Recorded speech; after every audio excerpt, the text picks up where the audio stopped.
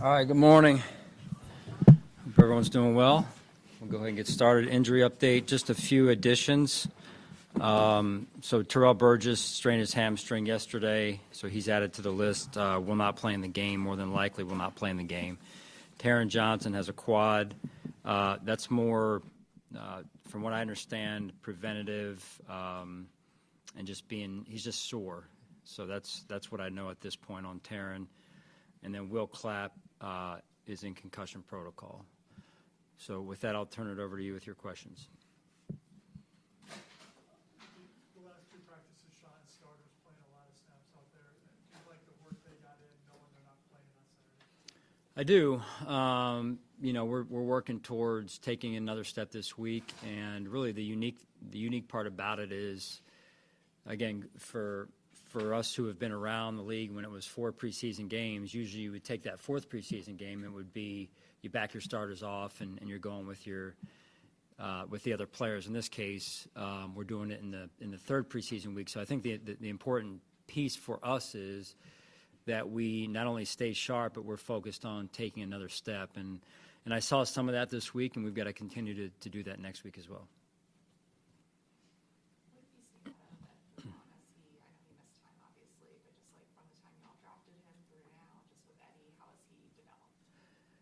Yeah, again, limited reps because of the injuries.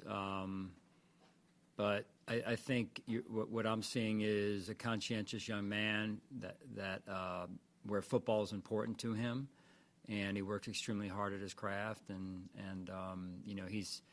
he had some opportunities this week. Kind of started getting healthy end of last week. Actually, got a few reps there against the Steelers. So this will be another opportunity for him this week.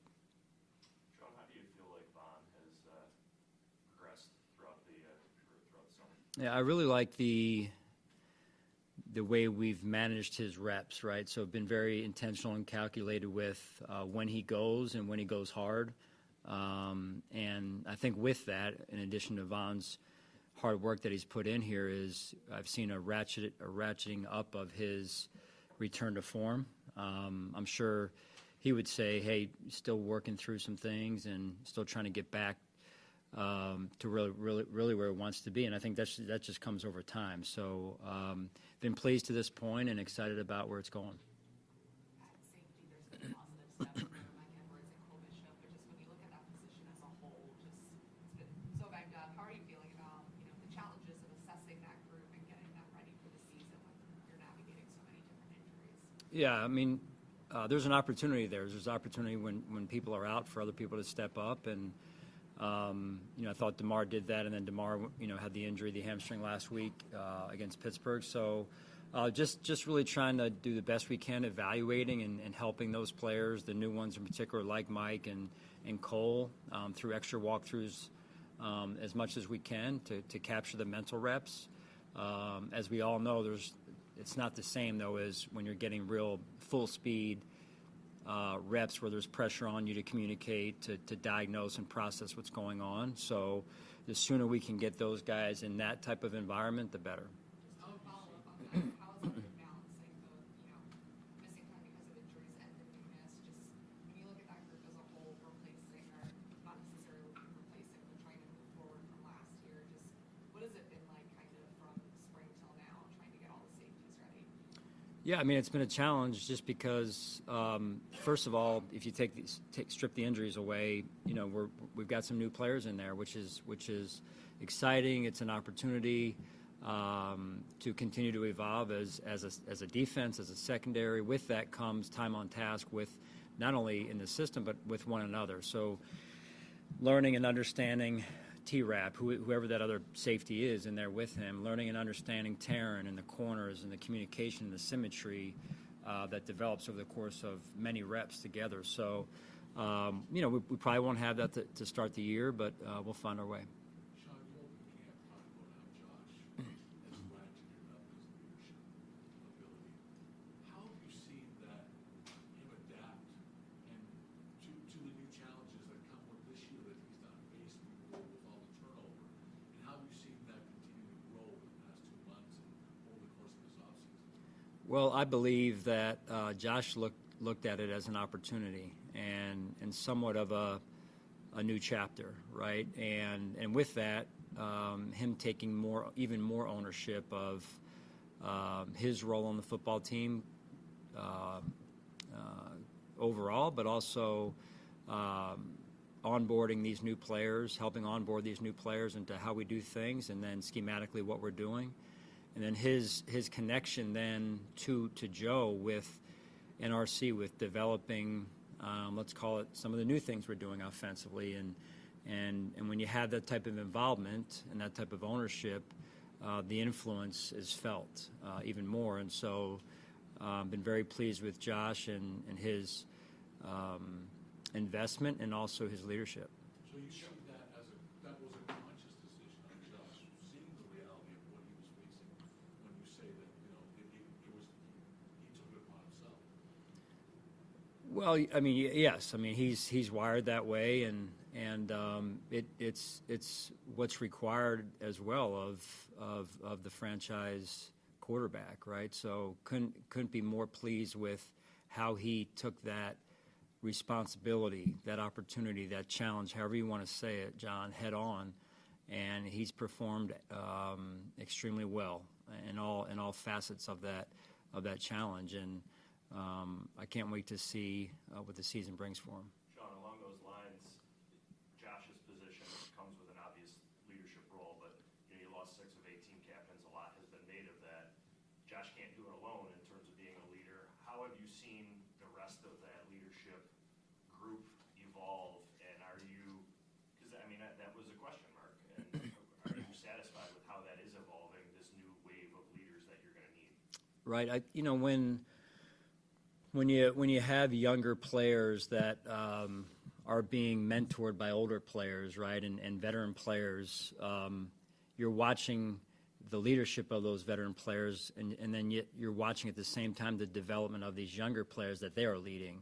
And so a great example of that is Taron Johnson, who has, I believe, risen to the challenge similar to Josh, maybe in a slightly different way, obviously on a different side of the ball. But now is his time, right, to help not only play and play well, but also lead our defense and lead our team and influence the way he can influence. So there's a number of players that carry that influence, and some of it comes in the way that they lead with their play, but also some of it and how they lead with their words, right? So that influence and that impact from our leadership, and I don't want to when I say it that way, it sounds like it's just 1 or 5 people. It's not that; it's a number of them that we need, and we need to continue to develop those leaders, empower them, and at the end of the day, they'll be the ones that lead our team. Hey, Sean, do you have any further clarification on 3 guys, Mitchell Trubisky, What did you say? and if they'll extend? Yeah, we've been discussing that. I think all of them are going to be close, and for me to say which ones going to get back sooner would be hard at this point. So Nate, myself have been discussing that, and trying the best that he can in this case to project. It is a projection as to whether or not they're going to be ready, and what that week looks like for them if they are in fact ready. How much harder does that make? I know this is a question probably for Brandon as well, but like the next few days, how much harder does that make that to have those question marks? Yeah, I mean, and the reality of it is, no one has no one's God, no one has a crystal ball as to, hey, I can say definitively, especially for some of these injuries, this is when this person is going to be back. So it does make it a little bit cloudier, if you will. And then if they are deemed ready or given the green light, what can they perform if on the field? So, and then how does that affect game planning, right? So it's as much as troubling as it is, it's also a challenge and brings an opportunity for all of us to come together and really work together to communicate and make sure we're on the same page to figure this out. Tyler Bass has all your points throughout the preseason. Been a little up and down throughout practice. What's been your evaluation of his training camp, preseason Right, confidence very high in T-Bass. I understand what you're saying and where you're going with it. At the end of the day, he's what I see right now is he's striking the ball really well. So some of the kicks that he's been working on, he wants back, I'm sure. But overall, I'm hoping he gets some good kicks this weekend and he continues with getting back to form. Focusing more on Matt Milano, as opposed to the three other guys who we were just talking about. How important is it to have this new rule where you can put that guy on IR before cut down day, or and he's the two spots are eligible to play in the season? Right. I mean, it's the league is always evolving with the rules and I mean it's really making for a better game. Every year they change, the league changes certain things, and I think it bodes well for our league, and that's why the game is the way it is, every year improving. And rule changes that turn out not to be great for the league and the game and the fans, they're done away with. So in this case, I think this is good because you can do certain things you weren't able to do before, have a little bit more flexibility. It also enters, brings into, I guess, the game a little bit more of a chess match and some of those things. So, again, it presents another opportunity for us.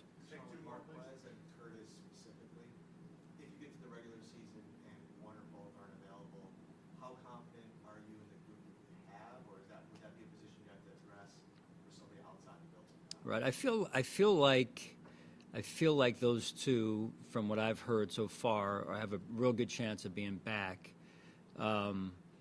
Just not committing to it yet, just if you can understand where I'm coming from on that, just because it's the human body. So still working through it. I'm very confident in both those guys. So where I'm at on it, and what I'm hearing is I'm not committing myself in my mind to that other part of the conversation yet. So focused on those two and them getting back in a good amount of time here. Sean, today's the last day of camp. I know you go into it probably with a checklist of things that you want to accomplish. Do you feel like you did? Were there any pleasant surprises along the way? Not necessarily a particular person, but hey, this is further along than I thought it would be with a specific area or maybe side of the ball. Again, I would say overall as a team that been very impressed with how hard these guys work. Not that I didn't expect them to work hard. It is part of our culture. They work hard and they're focused as a team. And we come back, as I mentioned, not to look too far into the past, but we come back off of the Bears game, which was really not even close to up to our standard. And then 3 days later, I'm asking these guys to go board a plane to spend 4 days or 3 nights or whatever it was in Pittsburgh. Didn't hear one person complain. Why are we doing this? Old to young guys. It was veteran to young guys. It was, this is what we're doing. And again, I think that starts with Josh's leadership.